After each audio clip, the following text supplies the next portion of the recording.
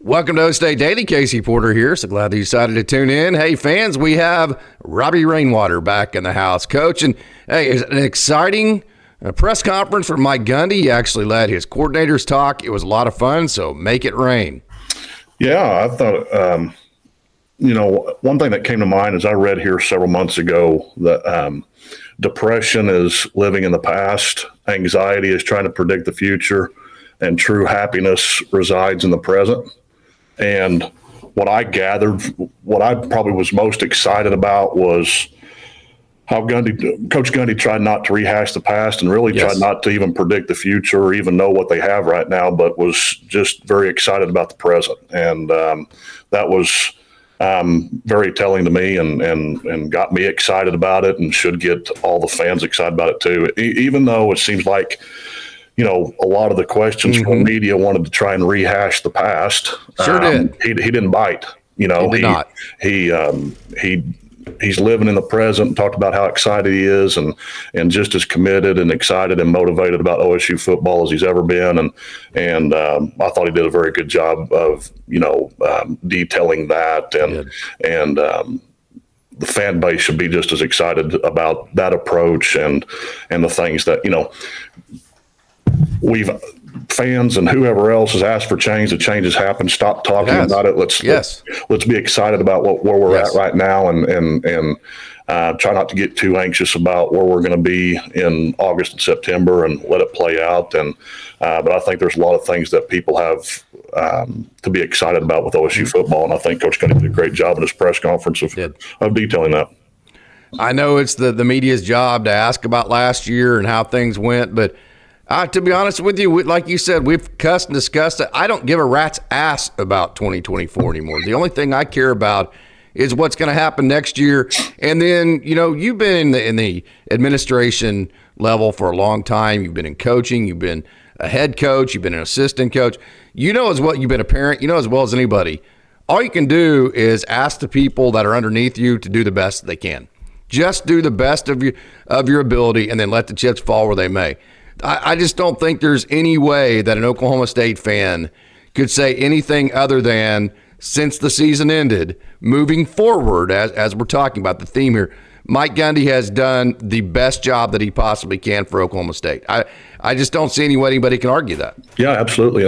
And you said something that Coach Gundy said also, and that is moving forward. There's a big difference between moving forward versus moving on. Right. Yeah, exactly. Coach. And moving forward is we want to be mindful of the past so that we don't repeat it, but we're not going to dwell on it. We're going to move forward and improve. Right. Yes. And so that's the difference between moving forward and moving on and I think we kind of touched on that in some previous podcasts of you can't deny what's happened in the past because history will repeat itself. Whether you're talking about, removing people from the history books or whatever the case is.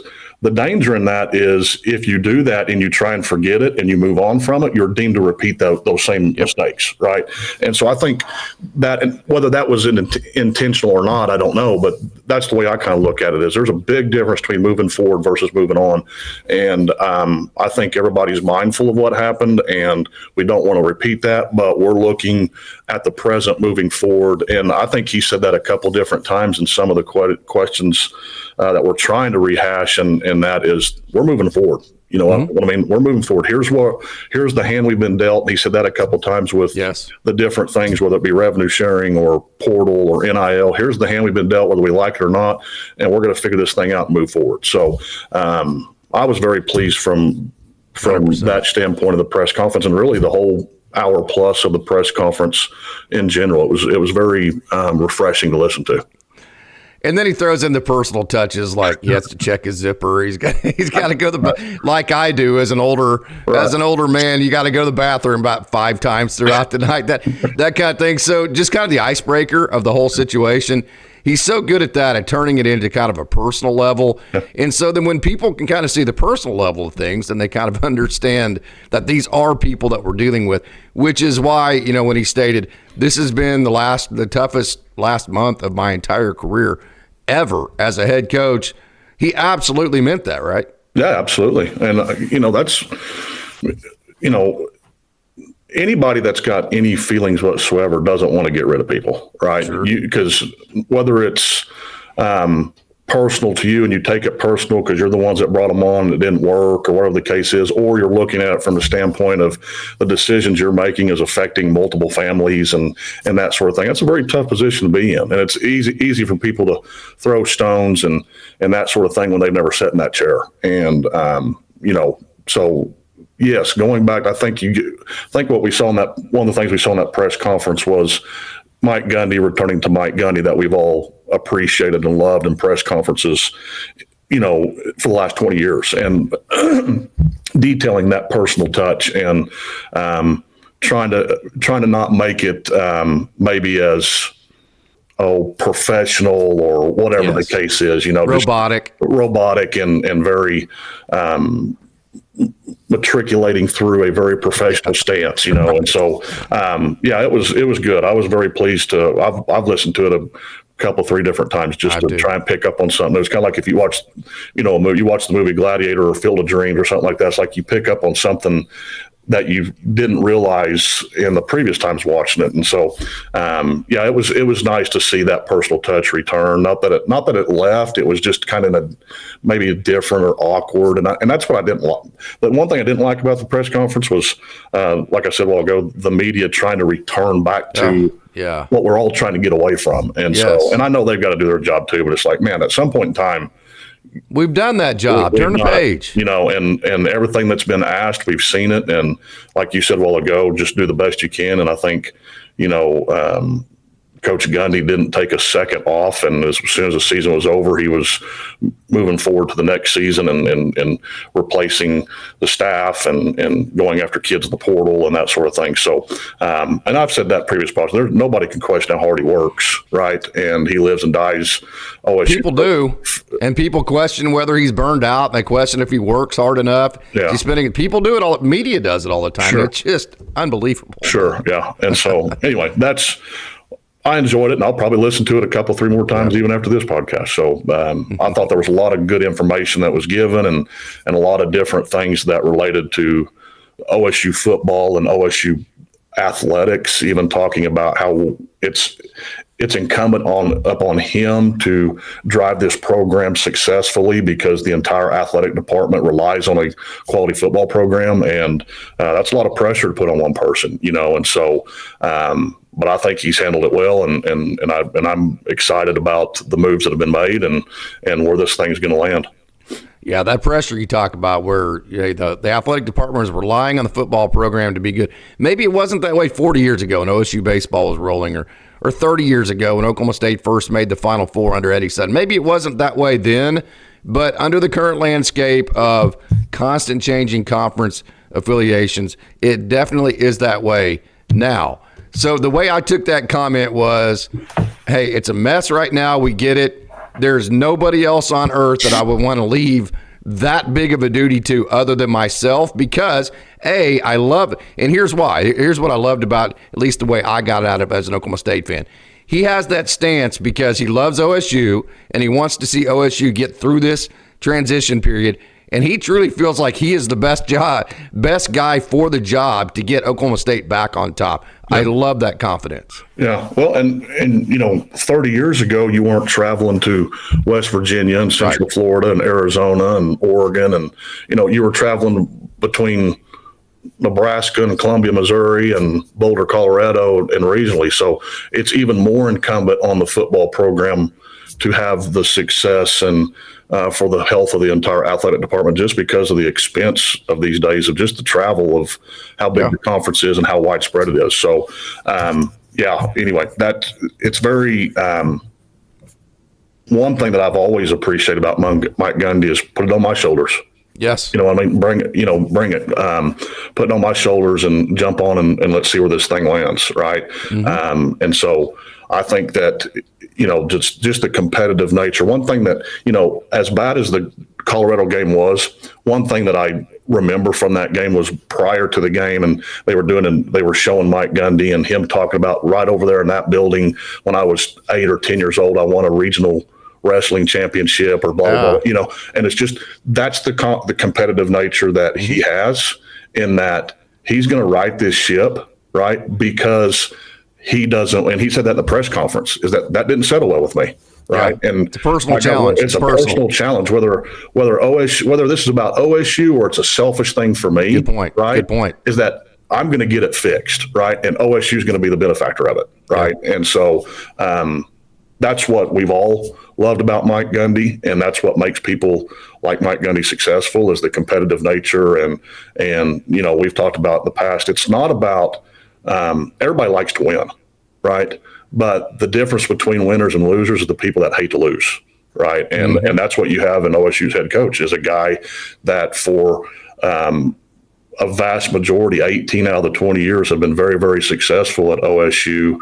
And I think what we're going to see is last year was the exception, not the rule, right? And that his competitive nature is going to make sure that this program gets back on the right track. And this was just a bump in the road, and we're not going to move on from it because we don't want to repeat it. But we're going to move forward and be competitive and get right back to the top of the Big 12.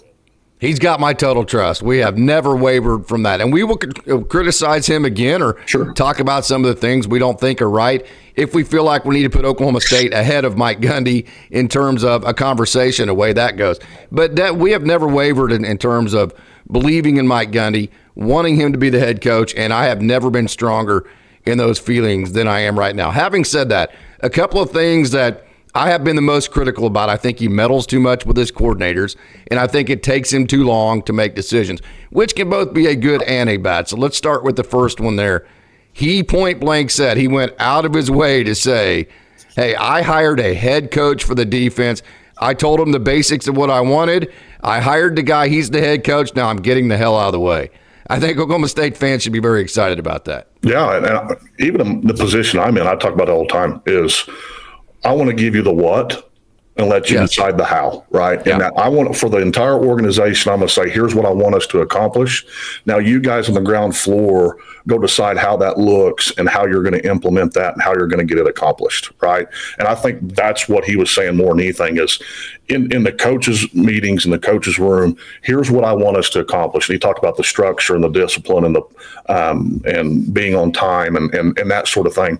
And here's what I want us to accomplish. Now, you, Todd Grantham, go be the head coach of the defense and determine how that's going to look and how we're going to accomplish that. And, and a big piece of that was some things that we've talked about, is allowing them to go out and hire or be a voice in hiring the position coaches that fit their scheme or understand their terminology, and the things that we talked about that maybe was a little bit unfair to Brian Nardo in the past. And that's part of the moving forward versus moving on, is that here's a mistake that potentially we made and not allowing him to hire his own assistants. And so we're going to rectify that with the new people coming in to have a strong voice in, here's who I want, that understands, so that continuity comes together a lot faster so we can get it to the players, right? Mm-hmm. And as opposed to Todd Grantham having to teach the assistants his terminology and his schemes and his way of doing things, it makes that funnel down to the players a lot slower, right? Sure does. And so that was way less effective. A lot less effective, right? Yes. And especially when you're bringing in what they say 42 new guys, right? And some coaches might not totally be on board, and players can sense that. Trust me. Right. And so, that was one thing that I had written down that was very telling, and he spent a lot of time on, was making a point to, and I think he even said the fans, right, that he is going to let them do their job, right? And that they're going to be the head coach on the defense and the head coach on the. Now, he did say that, obviously he's not a defensive guy, so he's going to meddle more on the offensive side than he would the defensive side. Totally fair. That happens all the time. But I think that he's brought in guys that he entrusts and that have laid out a game plan and laid out, like he said with Todd Grantham, very organized and have a plan moving forward with not only the staff that they have, but the players that they brought in. So that was very impressive or good to hear. In that, I don't know if it's more for me that he isn't going to meddle, so to speak, but it's more of that he's brought in guys that he trusts. Yeah, right. It's the acknowledgement that needs to happen. He needs to have a head coach of the defense. Right, and so whether it's that he's not wanting to meddle, or if it's just that he has the trust in Correct. this new staff. Yes. Either way, I think it's going to be what's best for funneling down to the players and being more efficient and getting the schemes implemented in a timely fashion. Yeah. I thought it was interesting that he labeled them as big-time hires, because I think, and even a lot of Oklahoma State media, when he first hired him, he was like, people were like, well, wait, what? Doug Meacham? I mean, no, that I've actually had ex-players message me saying, hey, this is not looking good, and then in the players' ranks and this and that, which I'm like, well, whatever. I love the Doug Meacham hire. Todd Grantham, he has the exact type of experience that you need in this day and age. So I think it's fair. You know, we talk about the head coach on the defensive side, Todd Grantham. Like you said, you tell them the what, they do the how. But I think it's fair to say that Mike Gundy's always going to have a hand on the offense. And so for it to work, okay, it has to be somebody that can work alongside of him, can take his suggestions, and then use his suggestions to actually benefit the team on the field. So it's not like going to be an ego contest. It's going to be, okay, I know what Coach Gundy's trying to say. I know what he wants. Now I need to go figure out how to implement that and make it work on the field. I just can't think of anybody better to do that and to work with Mike Gundy alongside him on the offensive side than Doug Meacham. Yeah. Well, it's even like Doug Meacham said when he got up there, which, you know, I think everybody can realize right away that Doug Meacham's not going to blow anybody away in interviews and press conferences. That's not his gig. You know what I mean?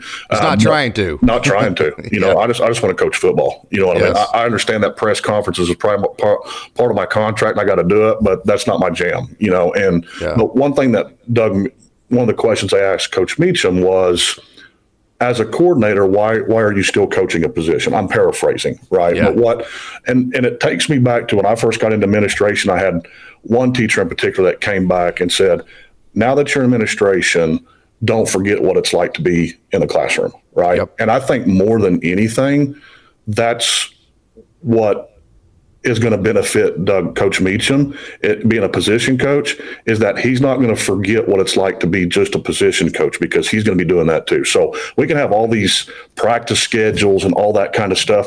If I'm coaching a position, right, even as the person that's putting together the practice schedule, I'm going to have more of an eye and more of an ear of the frustrations or the good, the bad, the ugly of those schedules from a position coach standpoint, because I'm also coaching a position, right? Mm-hmm. And I think that's the same thing with Coach Gundy in staying involved with the offensive side, is not just standing above level, watching a practice, but being intricately involved. Now, how much involved is here and there, but being intricately involved so that he's not forgetting what it's like to be a coordinator, right?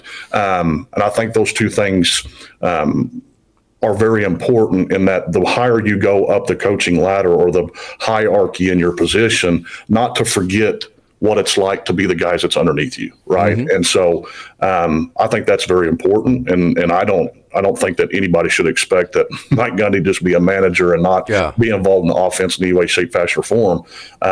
But or that's even good for OSU. I mean, he's a good coach. He has a great mind, right? Right. Use it. He does, and it's. You don't ever want to put yourself in a position where you're making these schedules, you make these plans, and they look good on paper, they look good in your mind, but you forget the feelings of the frustrations and what's happening day to day with your position, your coordinators and your position coaches and that sort of thing, because you're not involved in that aspect of it. So I have no problem with Mike Gundy being involved with the offense from that standpoint. I have no problem with Doug Meacham being a position coach as well as a coordinator from that standpoint, and that they still have the eyes and ears of the position coaches and the frustrations that they experience on a day-to-day basis, because they're also a position coach, right? And mm-hmm. so I don't have any problem with that, and you know, it's always good to have somebody to bounce things off of you that's been in those positions, right? And so Coach Meacham having Mike Gundy, and there being the mutual trust there and the mutual respect, being able to bounce those things off each other, but Mike Gundy giving autonomy to Coach Meacham and Coach Grantham to, you know, decide the how and go out and hire the people that they want as their position coaches, that understand their schemes, understand their terminology, understand their processes, I think is a huge win and benefit for OSU football.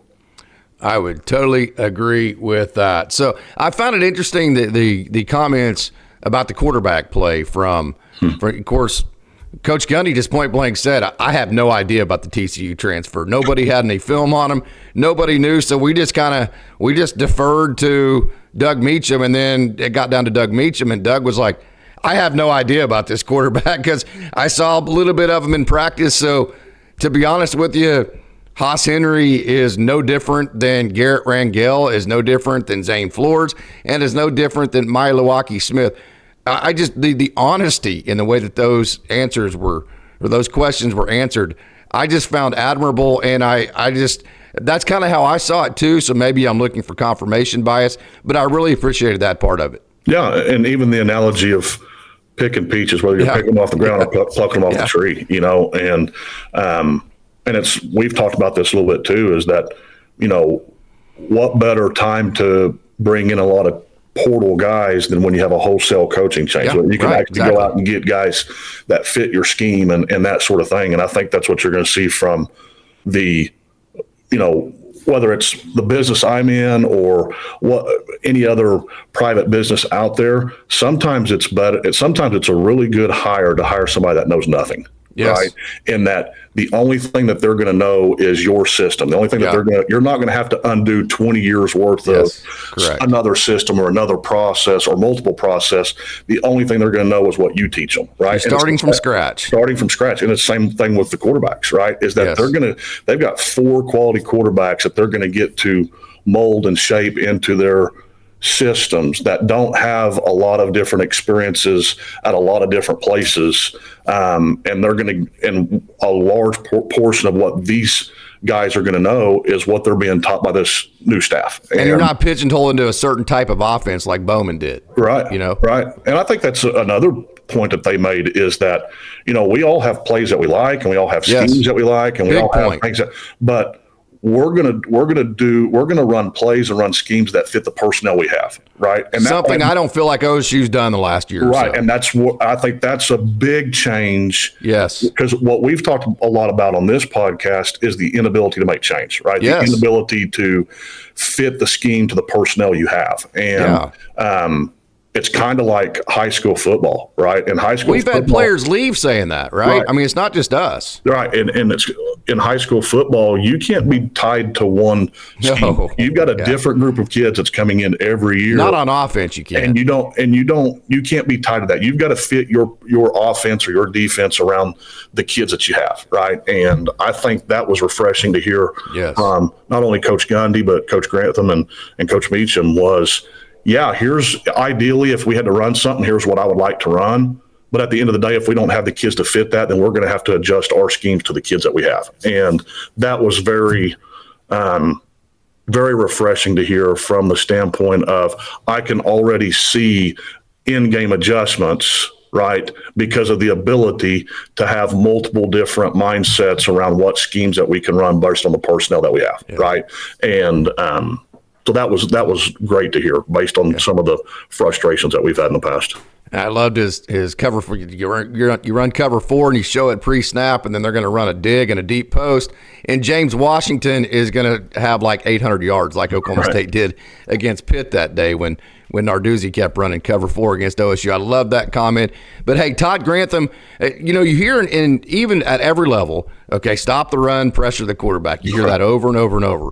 But I loved his answer because it was nuanced. So it's kind of the same thing, but it was more detailed than just pressure the quarterback. He put it as make the quarterback play bad. Yeah. And so it's not just all about pressuring the quarterback, because if you pressure the quarterback and he has a hot read and he's smart, now you're actually giving the quarterback easy plays, right? And I think we've seen that a little bit even in the Brian Nardo defenses. So another thing I don't think Oklahoma State did real well last year, I think they played man-to-man defense on the back end. I bitched and moaned to no end about it. Didn't disguise anything. So one of the best ways to make a quarterback play bad is to make it look like one thing would be pre-snap, then make it look like another post-snap. And it looks like that's the type of back-end play we're going to get at OSU. I'm excited about that. Yeah, for a long time, it's never been a secret that the best, number one is stop the run, right? Mm-hmm. The number two the best way to stop a passing game is don't give the quarterback time to throw the ball. Correct. Right. But what happens when you provide pressure and you don't get there? Yes. Right. And I think that's what you're hearing from Coach Grantham is we're going to build defenses to stop the run. A. B, we're going to get pressure on the quarterback underneath, but on the back end, we're going to disguise so that if we don't get there, we're still in good position, right? Yes. And that's the part of making the quarterback play bad is we're going to make him play bad either because we're getting home with the pressure, or if we don't get home with the pressure, we're disguising on the back end so that he makes bad reads or he makes bad throws or whatever the case is. And even one of the primary jobs or one of the things that was the funnest about coaching, whether it was in the box or on the field, was trying to determine what plays were going to be ran pre-snap based on the personnel groups that were on the field, right? And that was always the funnest part of in-game and the in-game adjustments and that sort of thing. And what have we seen on film with this, whether it's 10 personnel, 11 personnel, 21 personnel, 20 personnel, what plays are they running now, this personnel group, right? And knowing that if the teams that are quality programs, that they've scouted themselves on that, and what we've seen on film, what are the adjustments they've made, and how quick is it going to take, or how long is it going to take us to figure out that adjustment so that we can make our adjustment, right? Those are all the fun parts about in-game adjustments. Or if they don't change actual people, but they change their front. That's what I'm getting at, is that, but the most difficult part was when teams could go from 10 personnel to 21 personnel with the same kids on the field, right? And college football has kind of been frustrating at times where you see with this substitution rules and everything, they run these guys on and defense has time to run guys on. That kind of defeats all that, right? Yeah, I've never understood why any offense would do that. Get the personnel, the kid in the field that can make the play. That's why tempo works. And move between. That's where the Rob Gronkowskis and the Travis Kelce's 100%. And those kinds of guys are so good, is that they can be a true tight end or they can be a split, right? With the same personnel group and run multiple plays with the same guys on the field without having to make multiple substitutions. And it was really good to hear Coach Grantham talk about that on the defensive side, is that we can go from 3 down to 4 down with the same guys. And when he was talking about that, I was thinking about one guy. And Kendall Daniels. Well, talking about professionally, and then Doug Meacham talked about later, was Lawrence Taylor. Yeah. Right? If you look at Lawrence Taylor, if you look him up right now, it's going to say that he played linebacker.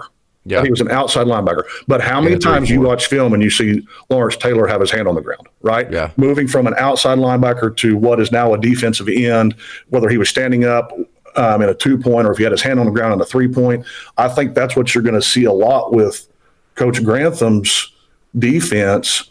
In the same way we're talking about personnel groups on offense, is that he's not going to have to run guys on and off the field to go from 3 down to 4 down, right? Yeah. And that he's going to have that hybrid guy. Instead of that hybrid guy being a linebacker that can move to safety, he's going to have a guy that's going to be able to move from linebacker to go to a 3-point as a defensive end, is what I think you're going to see.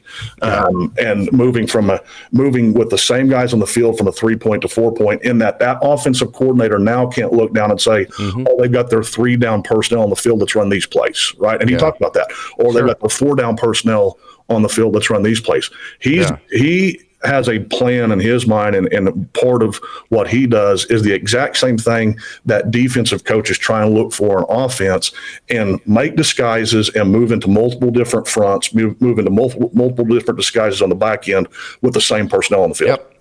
Yep. See, and I kept thinking of Kendall Daniels. If he would have been a hybrid outside linebacker, hybrid rush end type of player, I just think that would have suited his skills very well. And Grantham mentioned, hey, we're also going to kind of tailor our defense based on the skill sets that each one of our guys have. We're not going to pigeonhole them into a certain scheme. So it was very exciting. Talking about Kendall Daniels, even though we're moving forward from that too. But would he been a more effective, instead of being a hybrid between linebacker and safety, would he been more effective as a hybrid between an outside linebacker and a defensive end? 100%. That's exactly what I'm saying. And I think that's what you're going to see more of a hybrid role in Coach Grantham's defense, is not moving from, 2 linebackers in the box to 1 linebacker in the box, or at times 0 linebackers in the box, which makes no sense. But what you're going to see is having 3 linebackers in the box versus 2 linebackers in the box and 4 down. And so I think that's going to be very exciting to watch and see who kind of comes in and fills that role and how productive that can be. And I think that goes into a large piece of what we've started this little segment about is making the quarterback play bad. Yeah. Right. Because the part of the quarterback playing bad is how confused can you make the offensive lineman based on the front that you're presenting, right? We show this and we stem to a different front, right? Or we start in a 3 down and we move to a 4 down pre-snap. Those are going to be all very exciting things to watch.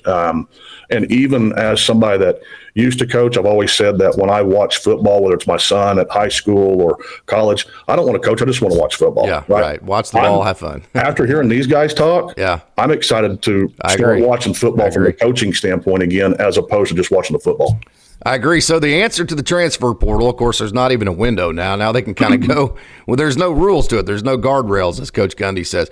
So the common theme between all the coaches, which I thought was absolutely perfect, I keep saying this over and over, and I will never step down from it.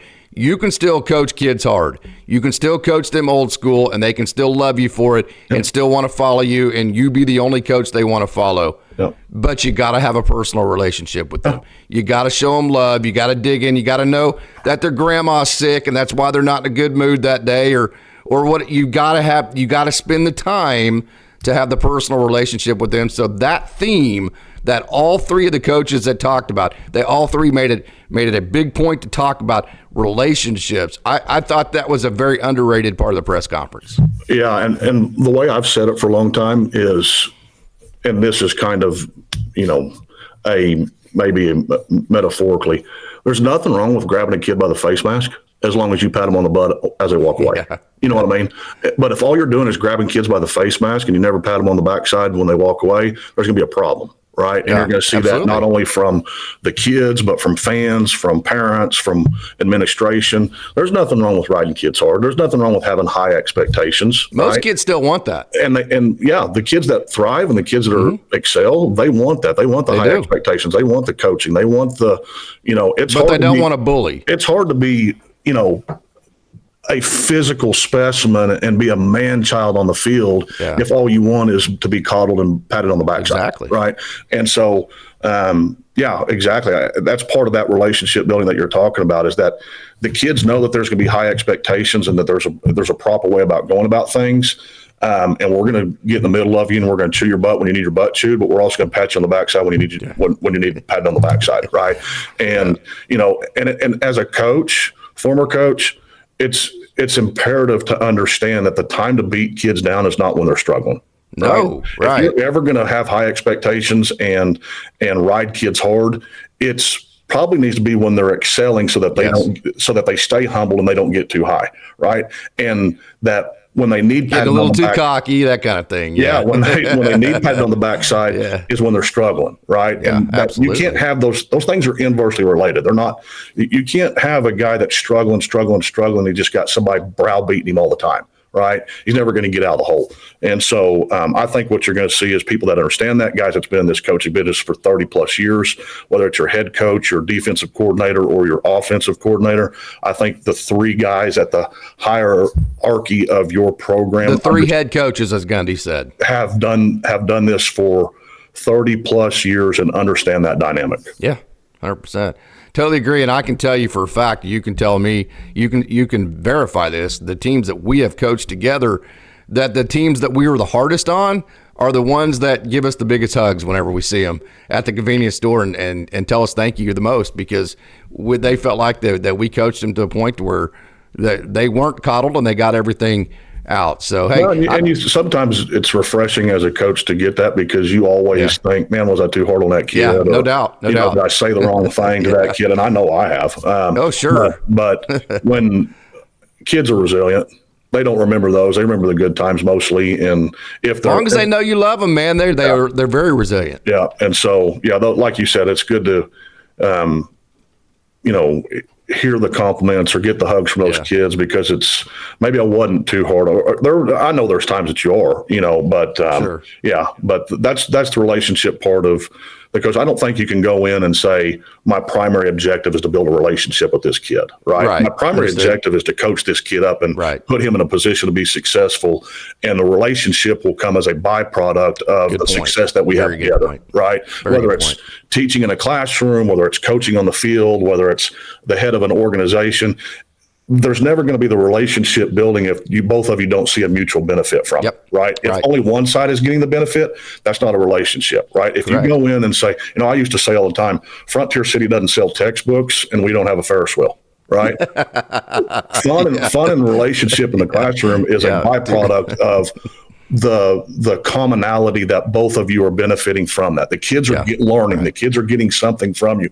And even they talked about Coach Gundy, I think it was, talking about coaching is like teaching. You have to teach concepts. There's concepts that you have to teach, and the more that the athlete learns of those concepts, the better relationship they're going to have with the teacher on the field, right? And I think that's a primary goal of this staff, and should be trickled down to the students or the players, is that our primary goal isn't to build the relationship. Our primary goal is to have a mutual benefit and an outcome that is successful for both of us, and the relationship will be a byproduct of that, right?